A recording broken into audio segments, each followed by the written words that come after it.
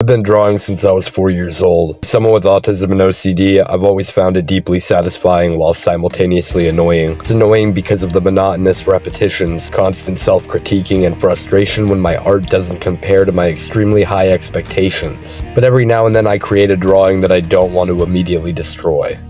This was my failed attempt as a 7-year-old to convey the T-Rex from Jurassic Park with watercolors. The T-Rex from that movie used to terrify me. My humor-based drawings are frequently inspired by real-life events, but my style tends to be murals with a heavy focus on history, sometimes to an autistic extent. I like to study everything I can about the subject that I'm drawing before attempting to, and my focus is primarily on accuracy. So this drawing is basically about the Aztec Empire. I've always been obsessed with the Aztecs and the Mayans. Apocalypto is still one of my favorite movies of all time, and it's surprisingly accurate. This was my first attempt at the Zompantli skull rack, and I wasn't satisfied with the anatomy or the physics. The Zompantli was a wooden rack used to display human skulls and sacrificial victims. In 2015, archaeologists announced the discovery of the Huey Zompantli, with more than 650 skulls, in the archaeological zone of the Templo Mayor in Mexico City. I was messing with the idea of adding a macuitl, but I decided to scrap that in the end. The macuitl was the deadliest of all the Aztec weapons and the primary tool employed by the Jaguar warriors. The macuitl was a wooden club embedded with narrow, flake-like blades made from volcanic glass called obsidian. Obsidian is one of the sharpest substances in the world. Its blade can be as thin as a single molecule, and some surgeons have even opted to swap out traditional stainless steel scalpels in favor of obsidian-bladed ones. This rock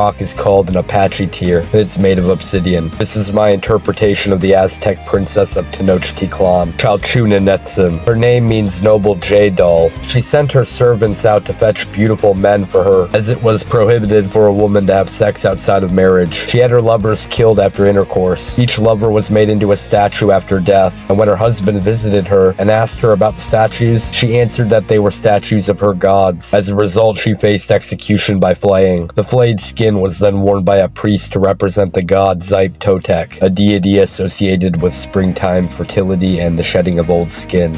The Templo Mayor was built between 1325 and 1521. It was the center of religious and ceremonial activities, including human sacrifice. It was almost destroyed by the Spanish in 1521. The Mexico City Metropolitan Cathedral was built in its place. The Jaguar warriors were members of one of the most elite military units of the Aztec Empire. They were knights of their kingdom and full-time soldiers whose ferocity on the battlefield was unmatched. Off the battlefield, they were expected to exhibit equally strong leadership skills. They were also used to capture prisoners for sacrifice for the Aztec gods. The Aztec feathered serpent refers to the deity Quetzalcoatl. In Aztec mythology, a god often depicted as a serpent with feathers, representing a combination of the sky and earth, and considered a creator god, associated with knowledge, wind, rain, and the planet Venus. The name Quetzalcoatl literally translates to feathered serpent in the Nahuatl language. This drawing was highly inspired by several others I had created at 16 when I was in juvie. The ink was from a ballpoint pen, so I got terrible results. This was an attempt to make a 21-page comic that explained how the Aztecs originally formed. The first panel depicting the eagle eating the rattlesnake on a prickly pear cactus. You might remember this from Mexico's flag. The whole story is highly symbolic. The eagle is based on visions of the founders of Tenochtitlan in 1325. The prickly pear cactus represents the heart of a human. On the Aztec calendar, the prickly pear cactus can be seen clutched by clawed hands, symbolic of a ritual sacrifice, and the serpent is Quetzalcoatl, a rattlesnake with quetzal feathers. In the original story, the uncle kills his nephew, rips out his heart, and throws it into a lake to hide what he's done from the rest of his family. But the uncle's depraved plans fall through when an eagle swoops down and pulls the heart out of the water. I find it helpful to get information from as many sources as possible, from books to documentaries about whatever subject I'm drawing. Old history textbooks are a great source for reference material. This book was really useful for deciphering the meaning behind the Aztecs' folklore and legends. I hope you enjoyed this video. I know it's a little different than the other stuff I cover, but I do appreciate your feedback and would greatly appreciate any advice on how I can get better. So please feel free to drop a comment, like, subscribe, and thanks for watching.